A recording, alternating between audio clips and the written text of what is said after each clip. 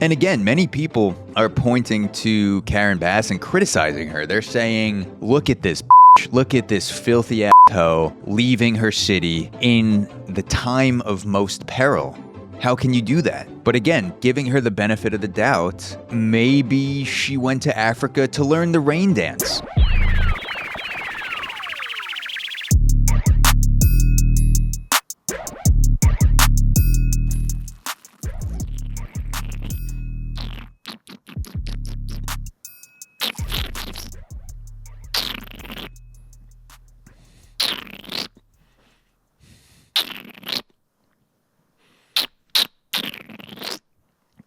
Damn, why is that not an instrument? I feel like if the triangle is an instrument, then water in the mouth should qualify. I should be able to join a band with this.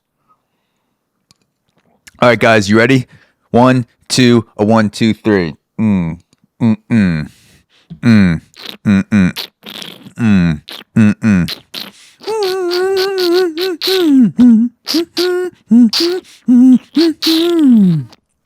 I mean, that's the new age shit. It's just making sounds with your body, finding parts of your body you didn't even know existed, and then saying, I wonder what sound that makes. And then you tap it with a mallet, and sometimes it makes a sound, sometimes it hurts, sometimes it does both. And, I just kind of, I have that energy right now. I have that sort of, crazy free balling energy because I am free balling right now in my pants. I don't have underwear. I'm going commando because this morning I did have sexual relations with my wife.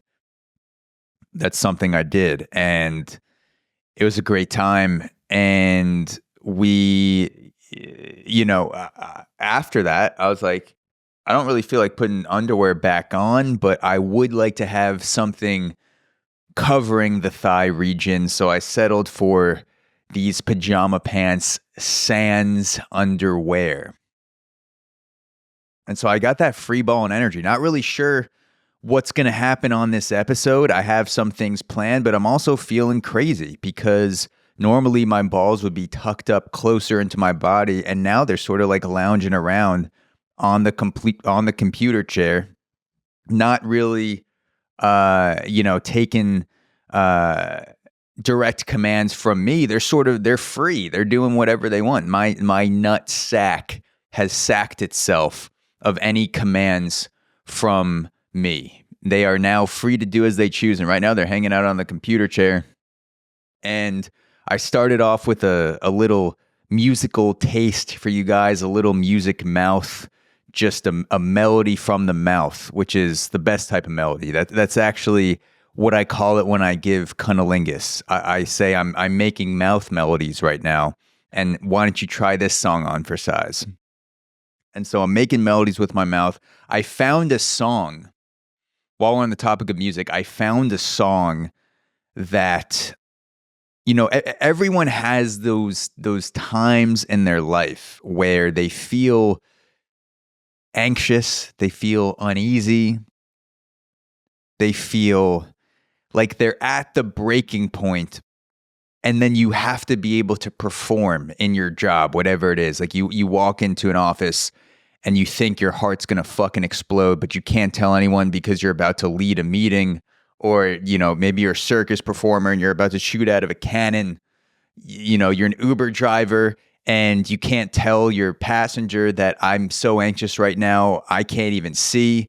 So I'm not even sure if we're both going to survive this trip, but you need a song to bring you back. You need a song, something that you could just play for 30 seconds or a minute that has that soothing energy, that centering energy, that thing that sort of brings you back down to earth, and it gives you that feeling that things are going to be okay.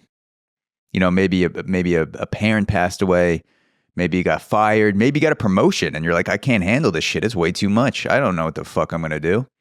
And you need that song to sort of say, it's going to be okay. I'm going to see dad again. I'm going to figure the fuck out of this job.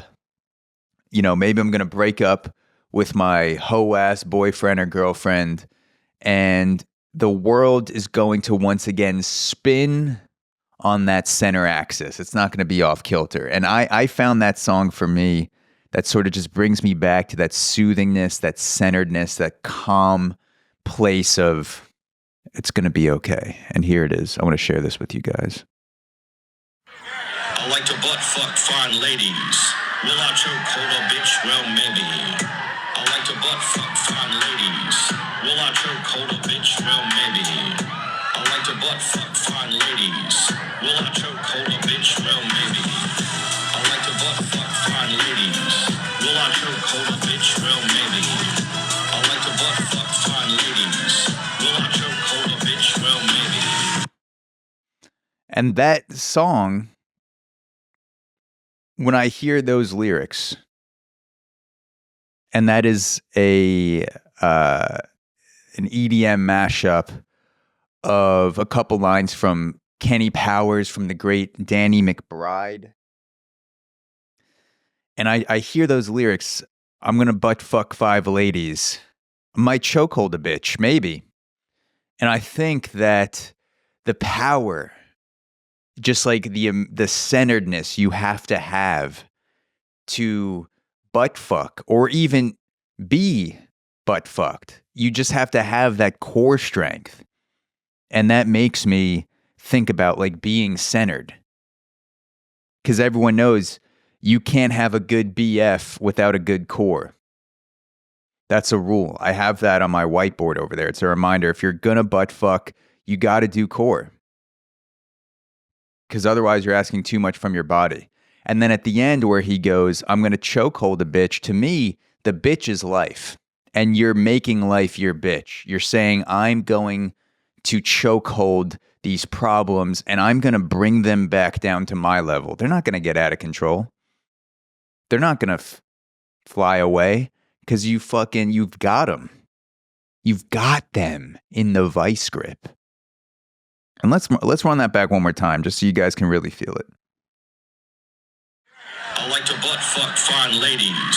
Will I choke hold a bitch? Well, maybe. I like to butt fuck fine ladies. Will I choke hold a bitch? Well, maybe. I like to butt fuck fine ladies. And the drop. And the drop. Boom. Problem's gone. You're loose. Namaste. Back to center. Killing it. And so, yeah, that is my song that brings me back down to earth. And I encourage you to find that song for you that gets you going, but it also brings you down. And it's sort of like a deep breath in and an exhale just in song form, because that's what we all need. And you know, a lot of people in LA right now, could use a song because LA is burning. LA is burning to a crisp right now, and it's not a good situation. There's a lot of fires going on. People evacuating, thousands of people misplaced from their homes, insurance companies that have dropped people just a month or two before the wildfires started this past week. So there's a lot of people in turmoil right now that could just use a song to recenter them back. And obviously a song is not going to fix that. A song is not going to make your house come back. A song's, it's not going to bring back your neighborhood, your mom and pop shop that was burned down. But, if you give in to the butt fuck for just a moment, that's a moment where you're free. And you're going to have so many problems you're going to have to tackle, but just for that moment, you're free from the fire and you're into the butt fuck. And that is what life's about. It's what life's about. So let's get into it. LA is burning. So this comes from the New York Post. LA Mayor Karen Bass blunders her way through fire warnings on the big one. This is the title of the article from the New York Post. LA Mayor Karen Bass blunders her way through the fire warnings on the quote unquote, the big one. Let's find out what she means by that. Let's find out what the blunder was. So, embattled Los Angeles Mayor Karen Bass has been ripped as the most quote unquote incompetent politician in America after she managed to botch a fire emergency information website address by pointlessly telling locals to just visit the quote unquote URL. She told people, if you're having problems, you need help, you need information, go to the URL. She said this even while admitting that the deadly firestorm is the big one. Quote, if you need help, emergency information, resources, and shelter, it is available. All of this can be found at URL, the flailing mayor said as she read from the script. And I'm going to flail a slight booger off of my nose before we get back to the story, because I don't know what it is. I went to a bathhouse a couple of days ago, and I know that sounds like the most inconsiderate thing in the world to say when you're talking about a city that's burning. I'm just like, yeah, I was just like burning myself for fun inside a sauna. I was just sitting in a place that uses controlled fires for fun. Meanwhile, the entire city population of LA is frying to a crisp. But it's true. I was at a bathhouse and I was going back and forth between the cold and the hot. And then something about that, I think, like inflamed the pores on my nose. And so it feels like I'm getting some extra, maybe I have like a blockage or something, but I'm getting some extra nose jizz in my right nostril. And so maybe I'll take a break for some tissues at some point. But right now I'm good with just like the little knuckle flick, because I'm committed. I'm on a roll. I'm in the flow. I'm feeling the butt fuck. I want to keep this going. So Karen Bass says, if you need help, emergency information, resources, and shelter, it is available. All of this can be found at quote unquote URL. And now you first hear this and you think, what a fucking idiot. URL is just what you call the link that you need specifically to visit. Telling someone to visit a URL doesn't give them any more information beyond just saying, thoughts and prayers. Best of luck with this fire. Go visit the URL. Thoughts and prayers be with you. And a lot of people are saying that this mayor's a fucking idiot. This mayor has no idea what she's talking about. I'm going to give her the benefit of the doubt, though, on this right here, because she may have been telling people to visit Earl, the head of fire emergency. It's a guy named Earl, but he spells it weird. He spells Earl URL. And so she's actually giving proper information. She just doesn't have the right context. She should have said, hey, Earl in fire resources can help you take care of this. Go visit Earl. And people took it. Maybe she was spelling it out for people, because most people, they would search Earl, EARL, and she wanted to spell out Earl's name. Go see URL. So right now, there's some guy named Earl that spells it weird. He spells his name Earl, URL, and he's waiting for those calls. But he's not getting calls because Karen Bass didn't give context. That's one possibility. I'm just, I like to give people the benefit of the doubt. That's just one possibility. But people, they're saying Karen Bass is 71 years old. She's technologically incompetent, which makes sense. Like, my mom sends me a message every week on how to listen to the podcast, and I have to tell her every week, step by step, this is how you download an application. She doesn't even have, like, Spotify is often not on her phone. I don't know how she accidentally deletes it, but I have to walk her through how to download an application from the App Store, and then how to subscribe to a show and then listen to the episodes. My mom's 69 years old. God bless her. Technologically incompetent as hell. But, Karen Bass is 71. So I'm sure, she's a 71-year-old woman. This is what you forget. Like, she's a woman. She's an old woman. She's an old woman. She's an elderly woman. She's young for a politician. In politician years, she's like a teenager. With, Joe Biden, Donald Trump, Nancy Pelosi, fucking Mitch McConnell. Karen, like 71 is when you enter your prime, apparently, as a politician in the United States. If you're not currently stroking out and you are a United States politician, you are in your prime currently. But she's, for the general population, she's an old person. She's an elderly woman. She is technologically incompetent. She probably thinks the entire internet is stored on one page. Like it's the Cheesecake Factory. Like everything you can imagine is just on one menu. She's like, yeah, just go to the URL. Like the fire safety information will be there. Just like, yeah, just that. Just go to the internet. It will be there. And of course it's not. Of course that's not the way it's going to go.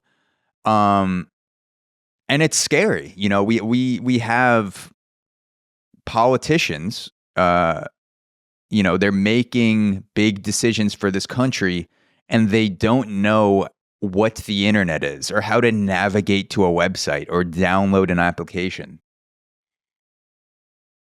We have people in government who can't order Instacart, deciding whether or not we should invade China. We have people in positions of power making the decision of whether or not we should send a fleet of nuclear missiles and, battle operatives and tankers and jets and weapons to China. And they can't order a pea soup from their local deli. Like, that is insane. Like, you shouldn't be, if you can't successfully make an Instacart order and complete it and eat it, by the way, without help, because that's also something that, old people, there's no way Mitch McConnell's eating pea soup by himself. He has someone who's dabbing the napkin on his face. They're spoon feeding him. Unless you can fully complete an Instacart order from birth to death, from inception to when you order it to when it's, going through your stomach and you're shitting it out and you're wiping on your own, you should not be allowed to be running the United States of America. And I can't believe I'm having to say that, but like that is just a fact. That is just a fact. We have people who, they don't know how to TaskRabbit a person to build a shelf, that are deciding whether or not we should build a nuclear weapon and launch it at Iran. That is just like, there's no way that's not happening, because these politicians, they need to get out. And maybe that's how we stop nuclear war, because these politicians don't know how to operate simple applications. We just put the nuclear weapons on Instacart. That's the solution, because they don't know how to use Instacart. We just say, all right, go ahead. If you want to bomb China, you want to fucking take out Iran, you want to bomb Russia, all right, you can do it, but you got to be able to put in the order for this intercontinental ballistic missile through your Instacart account. And then they open the application, and then by the time they're scrolling through, they're like, what is... why is it I'm trying to add the ICBM to the cart? Why is the missiles not? I thought I added. What are shipping costs? What the I don't want to add a tip. 20%. What?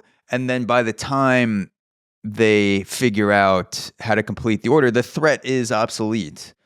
Maybe it's not a threat anymore, or the world is over. Either way, it's a win. It's a win. Yeah, we have very technological and competent politicians, and politicians that like to do bad things. There are some good ones, but a lot of them, I love the image of Nancy Pelosi stealing millions of dollars from the American people through legal insider trading, by the way. You're allowed to do that as a politician. You can legally, essentially, like, insider trade, and the repercussions are slim to none and you just have to do it in someone else, like do it in your wife's name or husband's name. But I love the image of Nancy Pelosi just stealing millions from the American public with insider trading, but she has to ask her grandson to help her with the app. Like she doesn't know how to buy shares on Fidelity.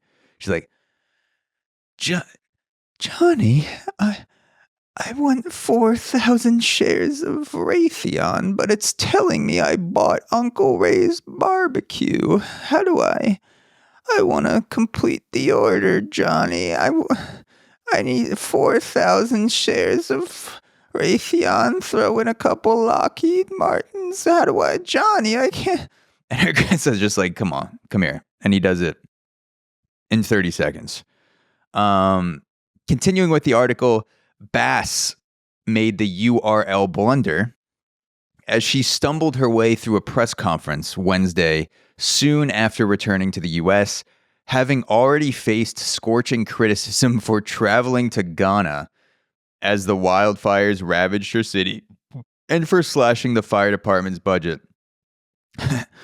So apparently Lance Bass, I was about to say Lance Bass, Karen Bass was traveling to Ghana. Maybe she should start a boy band with Lance Bass. That's how to get over this PR incident. But she was, Karen Bass, the mayor of LA, was traveling to Ghana, and she was not present, apparently, during the fires or when they first started. And, that's what you want. That's what you want, is the person who's in charge of your city fleeing the city when it's on fire. That is the optimal outcome in a situation when your city is burning. And again, many people are pointing to Karen Bass and criticizing her. They're saying, look at this bitch. Look at this filthy ass hoe leaving her city in the time of most peril. How can you do that?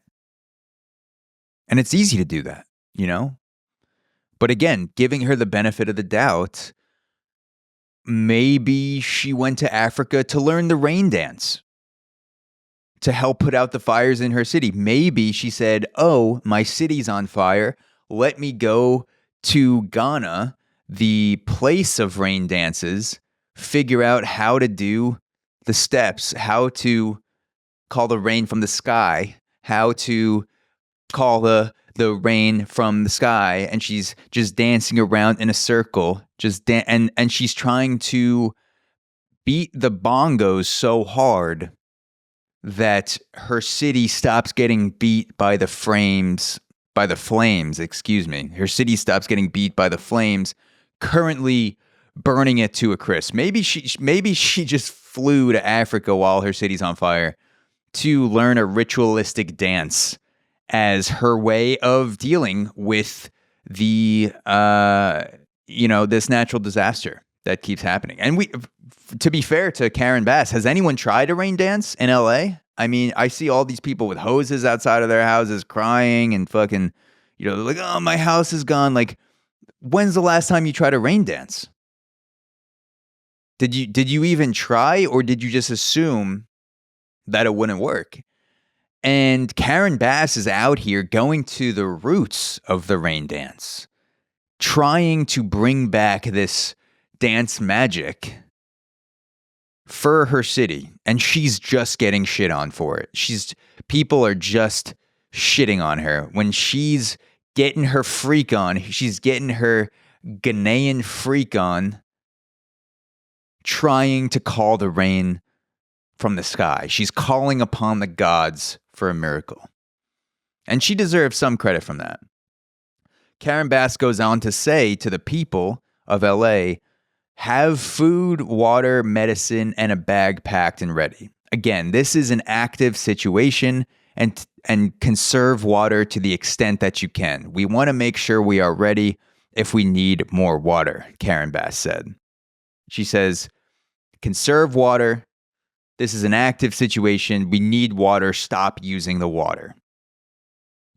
And this is where she loses me, because Blaming people in a wildfire for using too much water is like yelling at someone for using too many condoms during the AIDS crisis. Like, you're trying to save yourself. You're trying to escape death. Therefore, you're using the thing that is the barrier between you and death. In the case of the AIDS crisis, it was the condom. And in the case of LA, it is water. People are going to use water, like what I'm drinking right now, wouldn't it be funny if this water gave me AIDS? Like, that's how I got it, just talking about this. Tastes good though. But yeah, I mean, people are going to use water to save themselves in this situation. Like you can't get on the microphone and be like, "Hey, guys, I see you're trying to save your homes that you've been living in for decades. You know, maybe your grandma just caught on fire on the roof trying to, hold on to a satellite dish and you're spraying water on her. But just let her go. She's just let it be. Just stop being selfish. Just stop using the H2O. You're being selfish. We need to conserve." Like, you can't tell people that. Like, imagine everyone's just freaking out from the AIDS crisis. No one knows what it is yet. No one even knows it's a virus. They think it's like an incantation. And, someone like says a certain word during sex, it's like an AIDS spell. Like, we didn't even know what it was for the longest time. And then you tell people not to use condoms, and it's like, this is the last line of defense. I'm going to use 7 of them. I'm going to put on 7 condoms before the next time I butt fuck or any type of fuck. Even if you are flexible enough to give yourself head during the AIDS crisis, I'm using a condom, because I might give myself AIDS. If that's something I could do, if I'm taking out a rib, Marilyn Manson style, and I'm gaining that flexibility to suck my 5.7-inch hard cock, which means I have to be pretty fucking flexible, I'm putting a condom on there, because it's like, if I have AIDS, I don't want to give it to myself, and I'm using that line of defense. Don't tell me, as the mayor of New York City, that we need to conserve condoms, because I'm using all of them. I'm using every last one. So you gotta know who you're dealing with in that situation, and what you're dealing with, and how you're dealing with it. There's a map that I'm going to bring up, and hopefully I'm technologically competent enough to bring up this map for you guys. It is a fire map showing LA, the state of LA right now. And you should be able to see it now. So if you take a look at this map,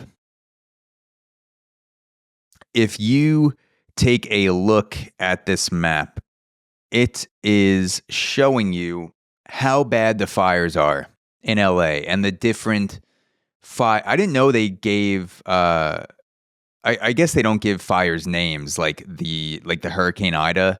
Like they should start giving fires names like they give hurricanes names. Like, they call it the Palisades Fire. What if, to sort of quell people's nerves a little bit, they called it the Susan Fire? What if they just called it like Flaming Susan or Flaming Bob, or like Gerald? What if they called the fire Gerald? I wouldn't be as scared of a fire, called Gerald. But if you call something the Brooklyn Fire, I'm like, fuck, that's scary as shit. That's like the entire borough. But you call it the Sally Fire, I'm like, Sally kind of sounds like a cunt, and I don't think she's going to be powerful enough to get me. But this map is showing you the different areas, the different ferocities of the fire in LA.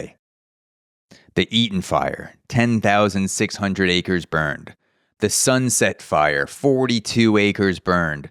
The Hearst Fire, 855 acres burned. The Palisades Fire, 17,234 acres burned. And just in case you didn't think these fires were bad, just in case you didn't think these fires were deadly, that a life-threatening just raging fucking, vortex of hell raining down upon LA. Just in case you didn't think it was that bad, they got Eugene Levy and Mark Hamill, guys. They got Eugene Levy and Mark Hamill. And I know you're saying, like, is it bad? Is it really that bad? I'm like, yes, Eugene Levy and Mark Hamill, their houses were caught in the fire. I mean, guys, you're not understanding me. The dad from American Pie is in danger. That's how bad this fire is. Mark Hamill, Star Wars. Forget the thousands of other people who are in these areas. Eugene Levy and Mark Hamill need your help, according to this map. That is how bad the fires are, that it is currently burning through the guy who caught his son fucking an apple pie in the kitchen. That is how bad these fires are. And if you don't know how bad they are after that, after me just explaining to you the severity of these fires, then nothing's going to help you understand, really. Nothing's going to help you understand. So, yeah. Karen Bass, this is the last thing in this article. After the public appearance by Mayor Karen Bass, the backlash against the first-term mayor was swift, with many on social media blasting her as an embarrassment. Quote, "Fire this dumbass now," one user raged on X, saying Bass was, quote, "going all Joe Biden, not knowing what she's saying." Mayor Karen Bass literally just read the words URL off of her script during the press conference instead of the emergency website for the victims of the fire. "I think we have a new winner for the most incompetent politician in America," another user says. One ex-user chimed in, "Karen Bass needs to resign. This is so embarrassing." Her gaffe came as footage was going viral on social media of the stone-faced Bass refusing to answer questions when she finally returned to the U.S. on Wednesday to find her city up in flames. Refusing to answer questions when she gets back from Ghana, from her rain dance project. People were like, "Hey, where were you?" And she could have said, "I was learning the ritual dance that's going to save us all. I was fucking bongoing the shit out of it down there with the tribes, just sort of going, whoo, whoo, whoo, whoo." And she could have been honest and said, like, that's the best shot this city has because nothing else has seemed to work. But she didn't answer questions. She refused to answer any questions as her city's burning down. And I think that is the perfect analogy for America. It is politicians saying no comment as the country is burning behind them. It's just a double screen of Karen Bass or insert XYZ politician with people, reporters going crazy and like cameras flashing, going, just tell us what we can do to help. Just what are you doing? What are you doing to help the situation? Please give us anything. And she just stands there and says no comment. And on the other screen, it's just the entire country burning to a crisp, just on fire. I think that's the perfect analogy for America right now. At least that's what it feels like. It's just a bunch of politicians saying no comment with the fires, with the drones, with, these forever wars, Ukraine, Russia, Israel, Palestine, like no comment, and just fucking the flames continue to burn and be fanned by the lack of any sort of insight. And this kind of reminds me of like the situation. It's not the same exact thing, but it's like, people try to do things that they think will help. And in Karen Bass's cases, it was leaving her own city, which was by this point, ash and tar, leaving to go to another continent. She was like, this is a good idea. Let me just abandon my people. Celebrities do shit like this too. And this reminds me of when all these celebrities were singing Imagine from their mansions as COVID was ravaging the population.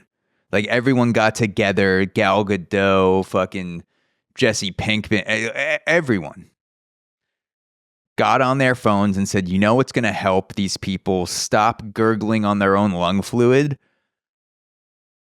The Beatles, John Lennon. Fucking let's pump it. And just imagine another double screen as people are on life support. They're on not the incubators, the stuff, the thing that helps you breathe. What is that called? The machine that helps you breathe. Ventilator. Just imagine people on the ventilators that are forcing air in and out of their lungs, and they go, and some people, they're taking their last breaths from COVID. They're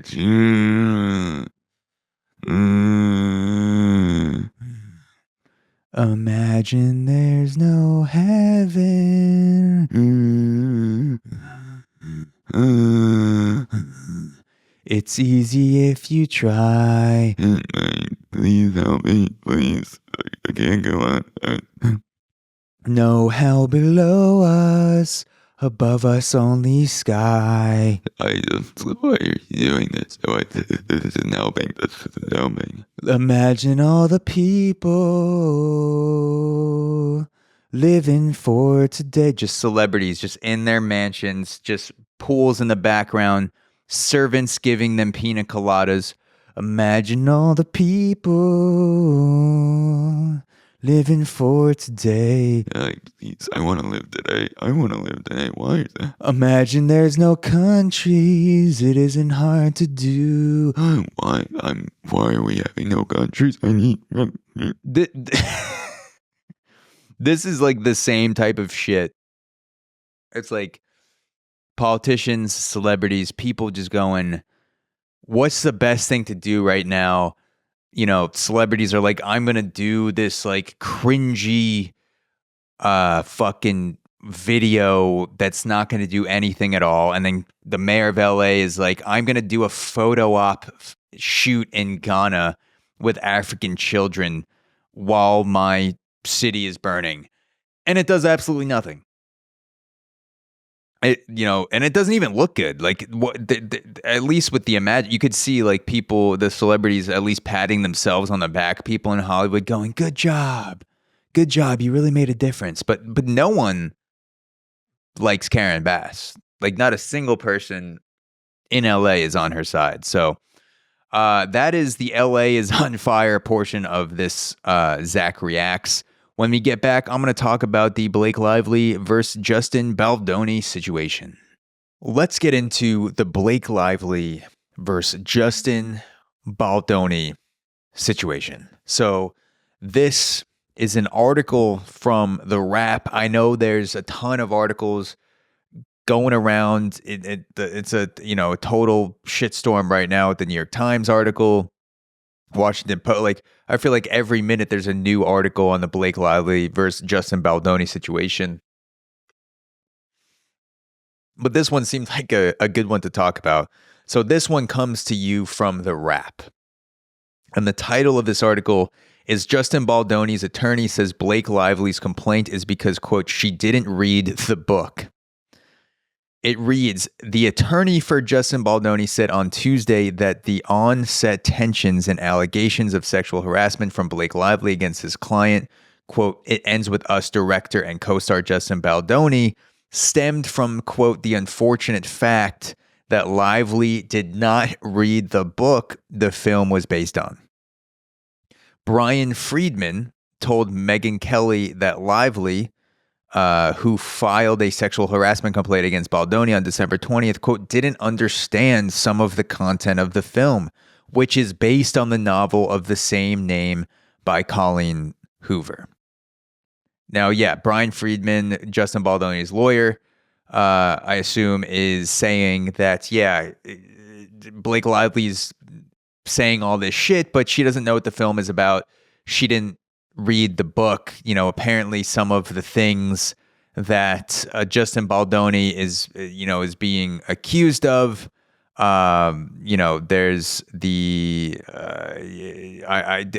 like a breastfeeding thing where apparently like he went into her trailer while she was breastfeeding, but then there's a text from Blake Lively where she says, "I'm pumping, come on in." It's fine. So like the whole thing is a shitstorm. It's back and forth. I'm agnostic about this trial. I hope it becomes a Depp versus Heard situation, because that would be great for all of our entertainment in 2025, 2026, is just Justin Baldoni versus Blake Lively.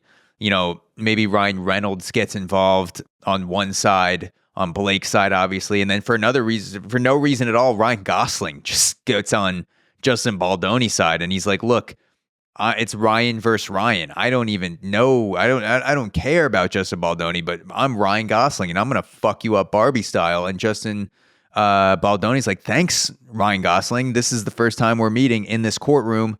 And then, Blake Lively and Ryan Reynolds are on the other side, wondering what the fuck's going on, along with any and everyone else watching at home. I hope that trial happens, but I'm agnostic about the outcome of the trial. Like I said, there's so much of a shitstorm of information going around. It's hard to wrap your head around the facts, what's true, what's not. But I will say this is the first time I've ever heard the excuse in response to a sexual harassment allegation. Your Honor, she didn't read the book. I mean, this all this sexual harassment would be cleared up if she just opened the book and read even 3 chapters in. This is ridiculous. She's accusing me of sexual assault. She's accusing me of harassment. Like, if she just read the book, Your Honor, it explains everything. Why I'm jerking off in the corner of her trailer while she's breastfeeding, which I just made that up. That's not part of the case, but that would be hilarious if like Justin Baldoni gets caught like jerking off and Blake Lively's like, "What are you doing?" "What? I'm feeding my baby." And Justin Baldoni's like, "No, didn't you read the book? This happens." And it ends with us in chapter 7. It says right here, Justin, who also happens to be my name, Coinky Dink, is in the corner of the woman he's been stalking's trailer, and as she's breastfeeding her baby, he whips out her cock and starts masturbating ferociously until he comes or the breastfeeding stops, one of whichever one comes first. And Justin's like, "Yeah, it's right here in the book." And Blake Lively's like, oh, okay, why didn't you say so? I would have set up a chair for you to jerk off while I feed my baby. That could have been cleared up immediately. I'm such an idiot. I'm such a dumb bitch for not having read the book. I should have just read the book and not been a dumb cunt. It clears up everything, you saying this. Now, go back to business. Keep cranking your cock. I'm going to give my child sustenance from my tit. And yeah. That's the first time in response to sexual harassment allegation. The first time that someone's being accused of sexual harassment, at least that I've heard, where the guy's like, "Well, Your Honor, she should have read the book." I mean, fucking read the book. This is all explained. If this defense works by Justin Baldoni, guys are going to start sending scripts to girls before first dates to remove liability. Like they're just gonna, they'll match with a girl on Hinge. They'll send them a script and be like, "Hey, read this before the first date because this says everything that I'm gonna do to you, and I want you to be fully aware of that. Don't use the lively defense. That's what it's gonna turn into. That people are gonna start calling it the lively defense. You should have read the script. You should have read the book. Don't use that Blake Lively shit on me." And then in the middle of the date, they're watching Netflix, maybe, it's not a first date, but maybe it's a third date. Maybe they went out to dinner for the first date. Second date, they went to a park, maybe a little music festival, bounced around to a couple of stages. And then third date, it's at the home of the guy and they're watching Netflix. And all of a sudden the guy whips his cock out. And maybe the girl's not ready for it. Maybe she sees the cock and she goes, "What the fuck are you doing? No, you're just whipping out bare cock on me, no warning." And the guy says, "Well, before you accuse me, it says here on page 3 of the script that I sent you on the first date. This told you how the whole relationship was going to go. It says Chris gently whips his cock out 34 minutes into Love Actually and continues to stroke until Melissa asks, 'Why is your cock out?' So by you asking me, 'Why is your cock out?' I'm not sure if you're actually asking me that question or you're just following the lines from the script. Whereas, if you're following the script, you know what comes next. You know what I'm fucking saying? You know what I'm saying?" And she's just like, "No, I'm not following the script. Why is your cock out?" And then the guy's defense would be, "You should have read the book. You should have read the book. None of this would have happened if you just read the fucking book. If you sacked up and read the script. You know what I'm saying, babe? I sent you the whole thing before the first date. It was in my profile. It was a PDF attached to my Hinge profile. You should have downloaded the script and saw how this was going to go, babe. Because this is all part of the script. This is all part of the script." That's what guys are going to start saying if the defense were. You should have read the script. The article goes on. It says the unfortunate thing is, and this is Baldoni's lawyer talking. He says the unfortunate thing is she didn't actually read the book. Blake Lively didn't read the book and didn't understand what the book was about, Baldoni's lawyer continued. Lively objected on set to being shown pornography by Baldoni's producing partner, Jamie Heath, who was also named in her suit. Friedman said the footage showed a video of a home birth as it related to a birth scene in the film. So Lively was like, "Hey, why are you showing me this gaping pussy with a baby being pushed out of it? This is, pornography." And then, Jamie Heath, Baldoni's partner on set, is like, "No, this is part of this is like a scene you're going to have to do. You have to like know what it's like to give a home birth, like the emotions. And, I'm showing you something that has to do with that." And, Lively's like, "No, that's pornography. Do not show that to me." And even if she didn't read the book, even if Blake Lively didn't read the book, she objected to being shown pornography as a home birth video. She identified home birth as a pornographic film. What type of pornography do Blake Lively and Ryan Reynolds watch where they think home birth is a genre of porn? I want to see that Pornhub history, because that is some sick shit. And I'm not genre shaming. I'm not kink shaming. I've been to the abyss. I've been to the dark depths of Pornhub, of XNXX, Cum Fiesta, fucking whatever website you name. It's a good chance I stroked my adolescent cock to it. Still do watch some porn these days, but being in a relationship with my wife, I want to feel as attracted to her as possible, and and fuck hard and fuck well. And I feel like for me, at least, porn takes away some of that. I feel like when I'm watching porn regularly with my wife, also in my life, it sort of like takes away my sexual energy, and I'm not bringing as much into the bedroom. So I made the decision to get away from porn when we're together. That's not a moral thing. That's not porn is bad. Like when we're long distance, like when there are periods where we're apart for a few months, I think porn is a great option. But just while we're together, I've been cutting back quite a bit. But I've been around the block. I was single for a long time. I was an adolescent boy, that has been known to jerk it 8 times in a row. I think that was my record. And I wasn't even coming the last 4. The first 4s, it was a strong cum shot. I started off, then it started to dribble on 3 and 4, and then 5, 6, 7, 8 was just ghost loads. But I was still jerking it. And I was diving deep into the abyss, much like the crew that exploded on that underwater submersible, or not, actually imploded on that underwater submersible searching for the Titanic. I was in my pornographic submersible going into the depths, searching out my pornographic Titanic. My heart will goes on, my cock will go on, my moment where my hands are spread on the bow of the boat saying, what's the line? Jack, put it in my butt. What does she say? I don't even know. But I'm looking for that moment pornographically. And so I've seen a lot of shit.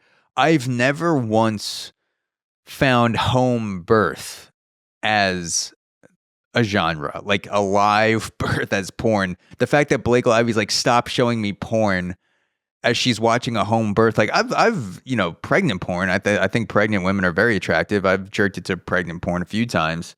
That's definitely a genre. I've never seen a porn where the pregnant woman finishes getting, just her guts rearranged and then a baby drops out. That is something I haven't seen, and maybe I'm missing it. Maybe there is a genre of porn where you're banging a woman who's 9.5 months pregnant, and the end of it is her doing a live home birth.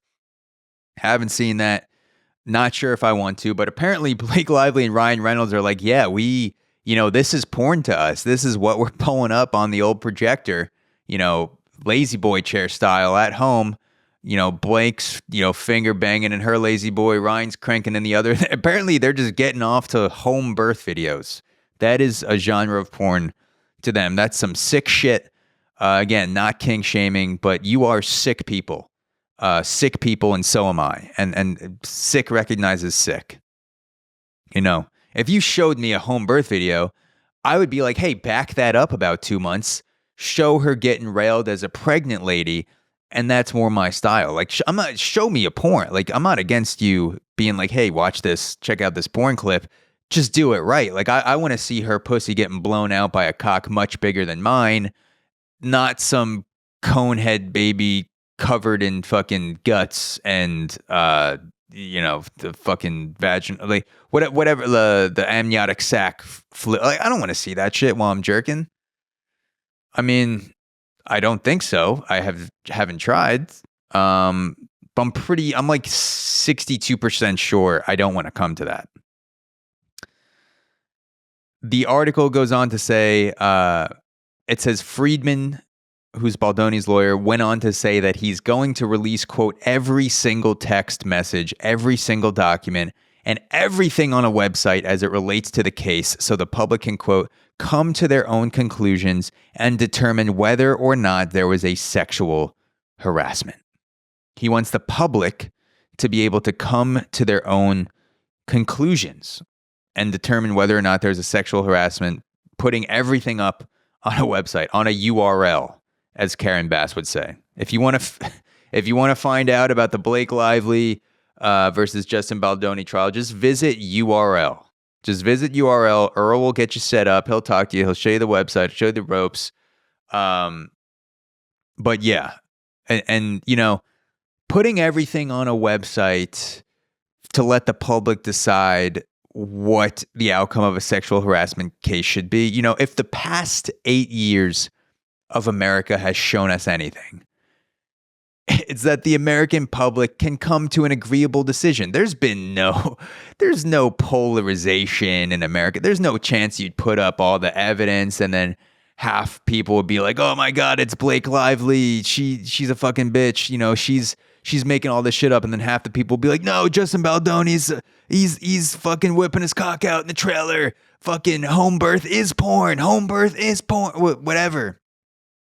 There's no chance half the people would threaten to kill the other half. That's not how America works. America, we're always united when it comes to elections, presidential candidates, COVID responses. We're always one. And that's the thing that unites America, is that we're always just one caring, wise, open, kind mind. We're a hive mind of kindness to each other. So yes, to Justin Baldoni's lawyer, put everything on a website and leave it up to public opinion, because that it's insane. It's insane to do that. It's fucking batshit crazy. But if you want to do it. It's your it's your case in this instance. You're representing the person. Look, my take, and this is a feminist take. I want to say right here. Because if there's one thing people say about me, they listen to the podcast and they go, that guy's a feminist. He must be a feminist. He's only said cunt like 4 times. And I'm going to say it a couple more times. My take, and this is serious, this is 100% real. My only take on this case is that I've seen the Blake Lively interviews. And based on those, 10 to 20 minutes where she's acting like a total bitch, like a total cunt to someone who's just trying to do their job, that is evidence of her being a cunt. And only that. And cunts can get sexually harassed. That is feminism. It is saying that, yes, some women are cunts, but those cunts can also get harassed sexually. And they deserve their day in court if they're accusing someone. Just because just because an interviewer asks them a question about a movie that they're in, and then they continue to shit on the interviewer in front of them to their co-star for 10 minutes straight, doesn't mean they can't get sexually harassed. Just because they exhibit cunt behavior doesn't mean that they don't deserve a fair trial. And that is my take. That is something that I believe valiantly, is that Blake Lively should not have her past behavior. Sorry, I thought someone rang the doorbell, but what I was saying, or what I was finishing saying, is that you can be a cunt and you can have wrong things done to you, and both of those things can coexist.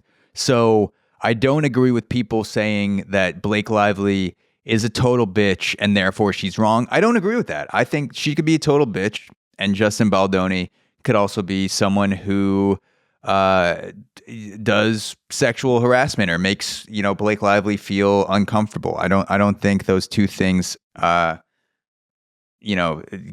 coexist. Like those two things can certainly happen at the same time. Cunts can get sexually harassed. That is a true feminist take right there. True feminism is saying, hey, she's a bitch, she's a cunt. She seems like a total piece of shit to be around, and there's evidence to support that, but that doesn't mean that she doesn't deserve a fair trial and for the evidence to be seen. So again, I'm agnostic about the decision.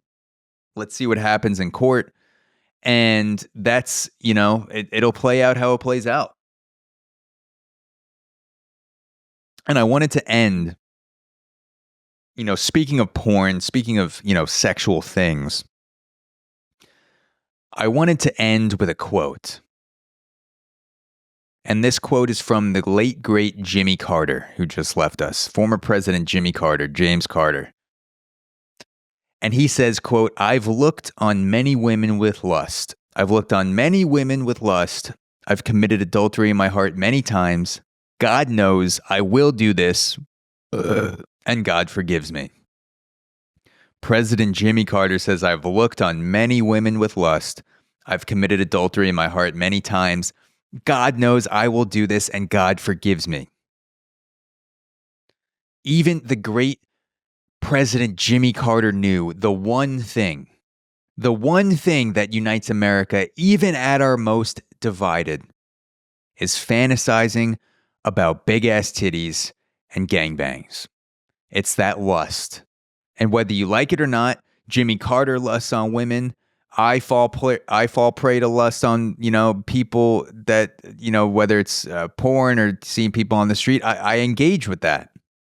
And I do my best to just say, I'm attracted to that person and that's it. I don't go beyond that. And sometimes I fall down the rabbit hole and I engage in lust in my heart. I commit lustery in my heart, adultery in my heart, how Jimmy Carter put it. But that's also what unites us. That's why porn websites are always the top visited websites year after year after year. It's like a Google, YouTube, Pornhub. And then like X and X. It's like literally the top 3 are like Google, YouTube, fucking Netflix. And then it's like 7 porn sites. And it's always been that way since the dawn of the internet.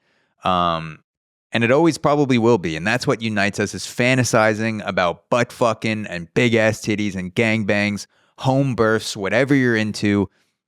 Lust can lead to some bad places sometimes, but it also can, lead us to some good ones, and it can unite us. There is a place for it, And Jimmy Carter was alive for 1 year after his wife passed. His wife passed away in 2023. Jimmy Carter lived for about a year after his wife passed away. And I like to think, that the former president, Jimmy Carter, patriotically cranked his piece to some quality gangbangs until his old heart couldn't take it anymore, and he rejoined his beloved. I hope he had some fun that last year. His 100-year-old, just veiny, wrinkly cock, just cranking it. Because he deserved it. People say he was a great president. I'm not really a historian, but people say he was great. And who doesn't deserve a great ending? You know what I mean? Like, I just hope. I hope he got that for himself. That once his wife passed, that he said, you know what? I've got 1 year. I'm 100 fucking years old, and I'm going to go 100 fucking miles per hour. And he whipped out that wrinkly bag of balls, took 17 blue chews, or however many it took to get that cock hard. And he just said, set a laptop up in front of me, plug me into the metaverse, and I'm going to fucking go in until my heart gives the fuck out. And that's what America is about. That's what America is about. And thank you, whether you're listening to this in America or Japan or Iran, Korea, Australia, wherever you are, thank you for tuning into this episode of Zach Reacts. Keep that BF going. Keep that butt fucking going. Find your song. And I'll see you next time.